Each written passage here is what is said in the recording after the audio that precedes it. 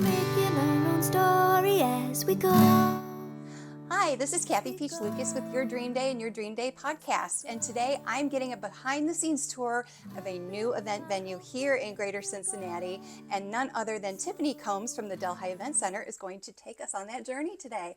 Hello, Tiffany. How are you? I'm doing good. How are you? Now, this venue is in a brand new building that was just recently built in Delhi Town Square on the west side, correct? Yes, it was built in June of 2024 is when it was finished. Okay, wonderful. Yeah. And so tell us a little bit about some of the things that an engaged couple can get by booking their wedding here. Yeah, so when you book here, you actually get full access the day of at 8 a.m. So you get to use our bridal suite, which is what we're sitting in right now. Very cushy couches, I might add, and lots of mirrors, full-length mirrors. Yes, we need the mirrors, we need the chairs, a great place to do your makeup, hang out. So yeah, they get access at 8 a.m. They can use the bridal suite. They can set up that morning, any decorations that they want to bring in. We do provide the tables, the chairs, the linens, the linen napkins, the dance floor, and a day of coordinator. That's huge. Yep. That's huge. Yeah, there's a lot that we provide. We also have additional add-ons too. So we have uplights that we can put around the room. We have table numbers. We have centerpieces that are an option, as well as the charger plates. So yeah, we have a few add-on options. Very turnkey for sure. Yeah. Well, and one of the, like I said, we're sitting in the bridal suite right now. So for those of you who are just listening versus watching on YouTube, unfortunately you won't get to see that. But in front of me, there's 4 full-length mirrors and 4 bar stool type chairs that are cushy. Yeah. And there's also electrical outlets, so which is a big deal. It is a big deal. They need somewhere to plug in the curling someplace, irons. yes, and they need good lighting, and the lighting in here is fantastic. So you can make sure that you'll get your hair and makeup done beautifully on the day of the wedding. And we had a wedding show here a few weeks ago, and that was the first opportunity I had to see this space, and it's beautiful. Yeah, thank you. It's very beautiful. Yeah, there's a bunch of natural lighting, which is my favorite part. It just kind of, makes the mood brighter, makes everyone happier. So.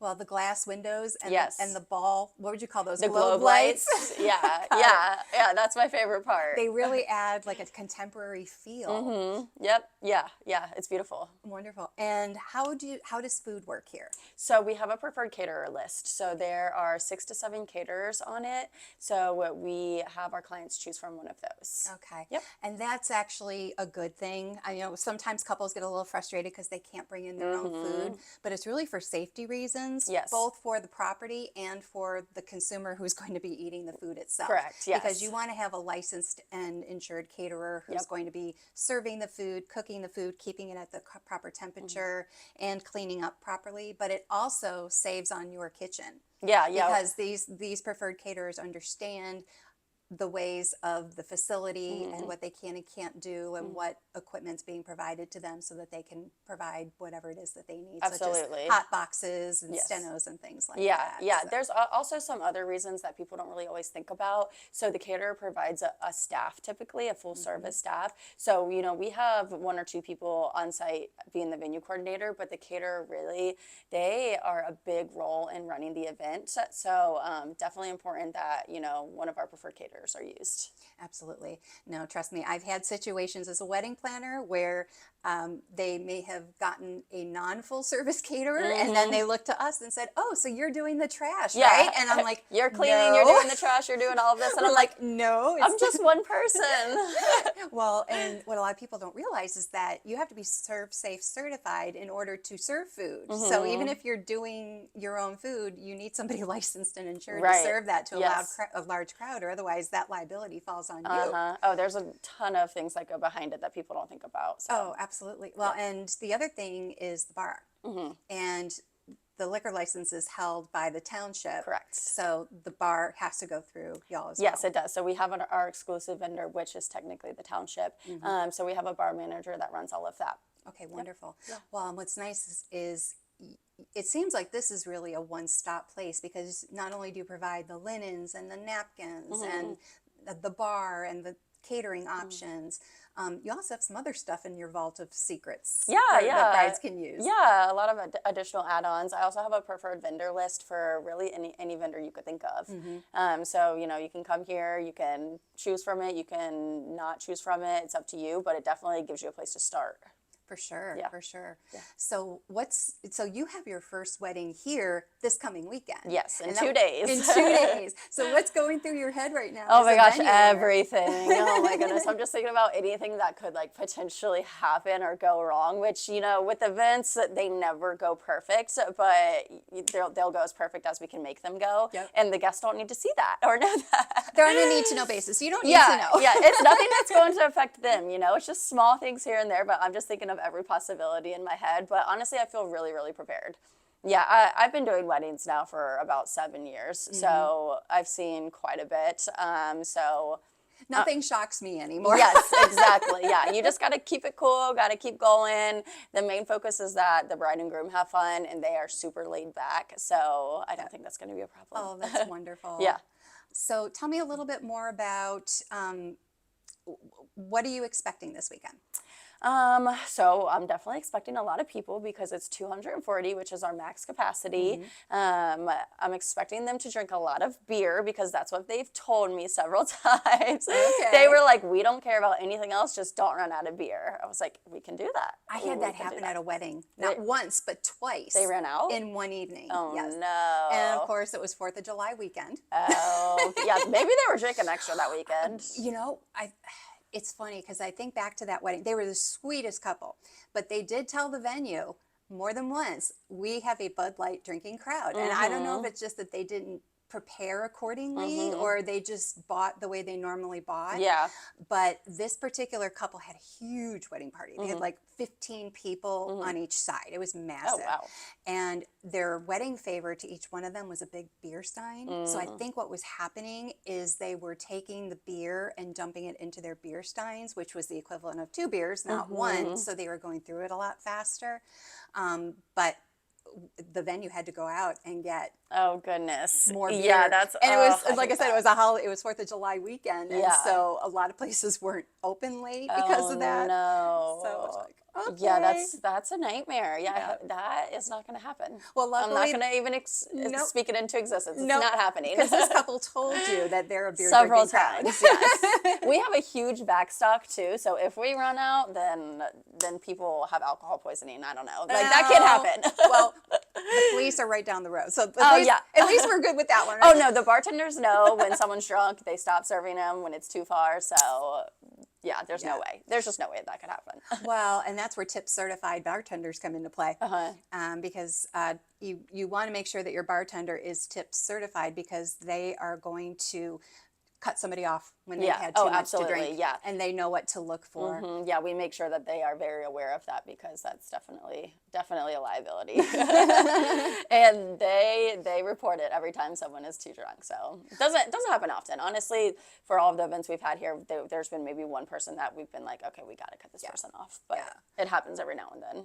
Well, and like as a planner, I usually, I tell couples we're the first to arrive, we're the last to leave. And the last to leave is because I want to make sure that whoever is there is getting a responsible ride home, whether that be an Uber, whether that be a friend. One time I had a wedding where one of the persons was handicapped.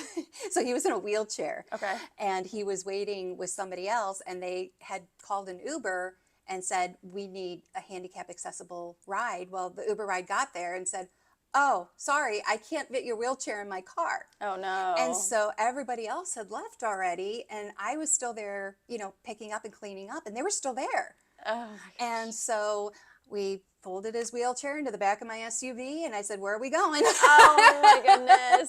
That's amazing.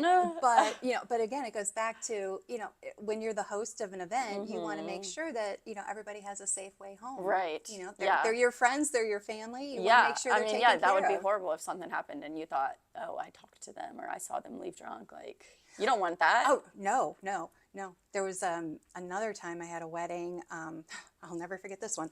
I was actually filling in for a colleague of mine because she got COVID right before the wedding. Oh. So she calls me up 2 days in advance and she's like, can you fill in for me?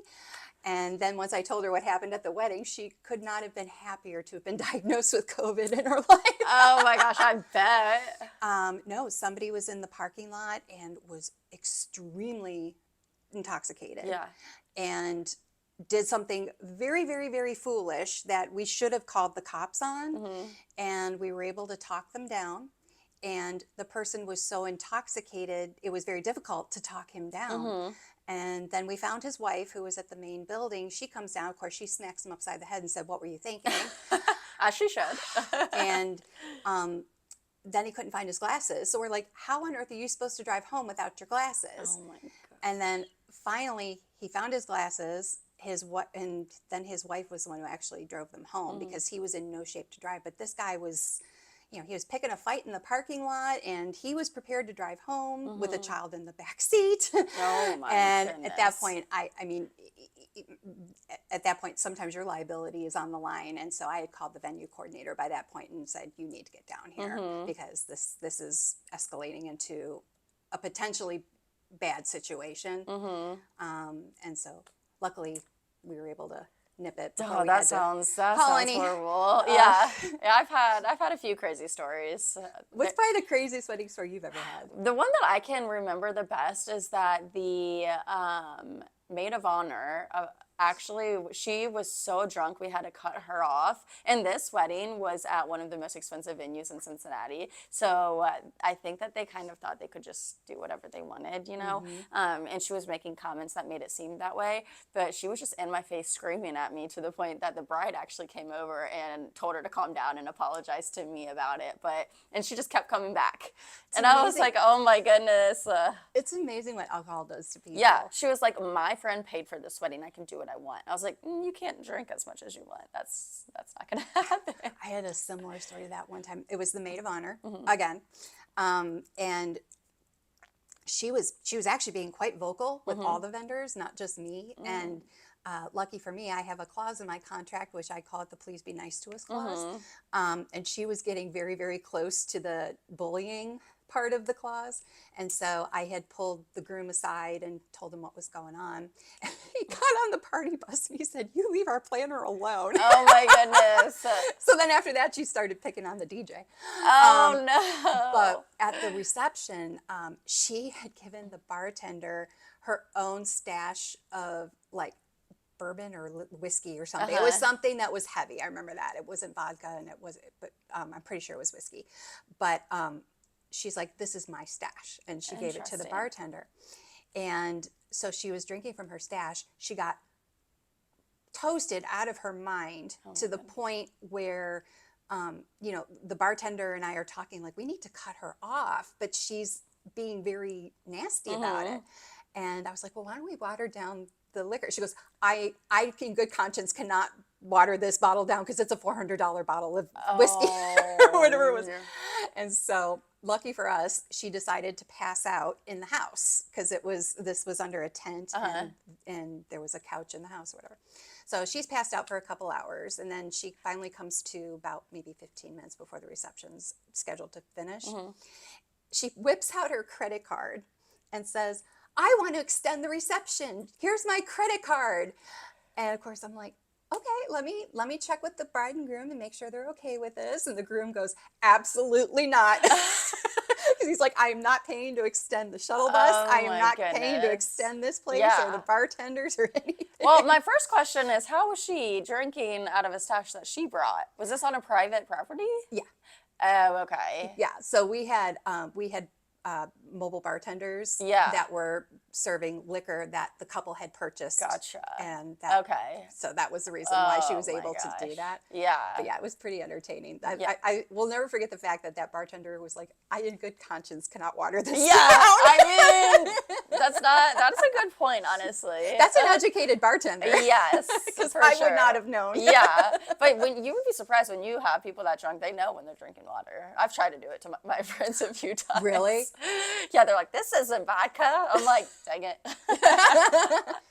You're like, "It smells It's like a vodka vodka." water. Yeah, like trying to convince them. No, they know. It's Gilby's. Come on. Right. I need to know more about this "be nice" clause. Is that what it's called? Well, I call it the "quote unquote" "be nice to us" clause. Yeah. But you'd be amazed that like sometimes people can get. Most of the time, it involves alcohol or some type of intoxicant. But if they start yelling at us, like asking unreasonable demands of us, if they're like swearing at us, pushing us, anything that's a verbal attack, they get a warning. We tell the couple, FYI, your guest, whoever it might be, is doing this, this, this, and this to us. It's inhibiting our ability to perform our job with confidence because we're walking on eggshells around this person. So this is your warning. Please say something to them. If it happens again, we're leaving. So they do get they have a little window of opportunity to say, you are not going to treat the person I hired to help execute my perfect day. My mind is just like spinning right now. I'm like, I need to do something like this. Yeah. I love that. Because it does affect you in your work. And it's, absolutely. Sometimes you're like, okay, let me just ignore it. But like when people are digging and digging at you, it gets to you. We're human. Oh, absolutely. And you don't want to hinder their event at all because of it.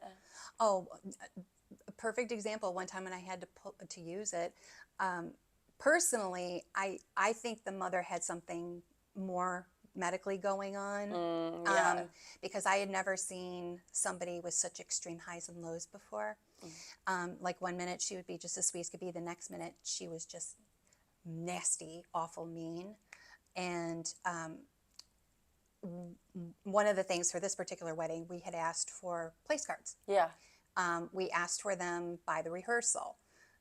They didn't get them to us by the rehearsal. They got them to us the morning of the wedding.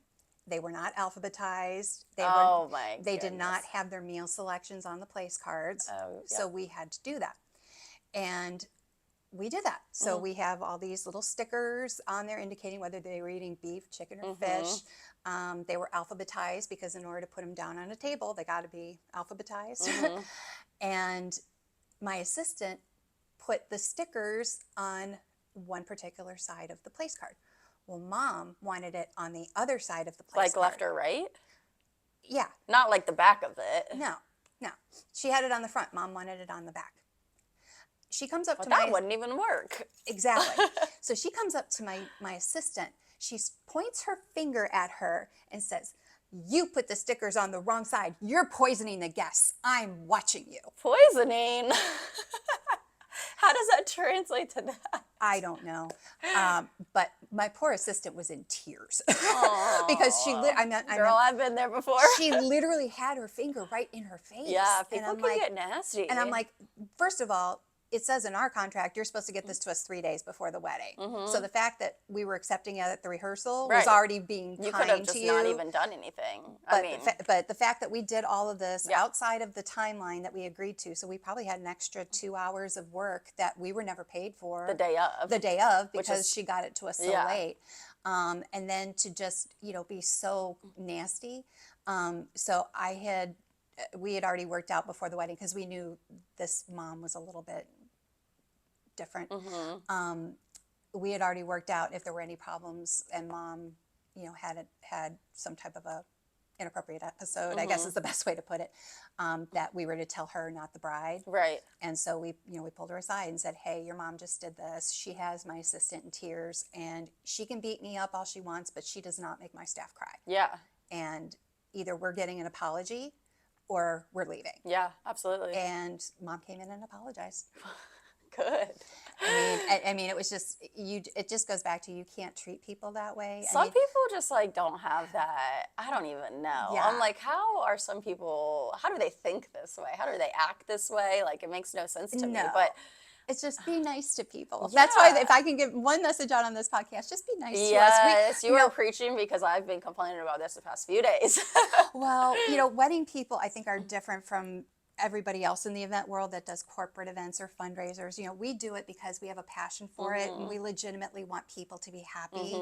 And we go along that emotional journey with you. Yeah. And we genuinely want you to be happy. Oh, yeah. So when you yell at us, yes, it actually hurts us your probably feelings. more than it would hurt anybody else in the family. It hurts us the most. Yeah, no, I totally get it. Yeah. Totally get it. The mother of the bride hugged me the other day, and I was like, that's the best thank you gift ever, when they hug you at the end of the night. How much that means. It wasn't even the end of the night either. It's before the event. Oh. I'm like, I just love you. I just want it to go so good for you guys. Oh.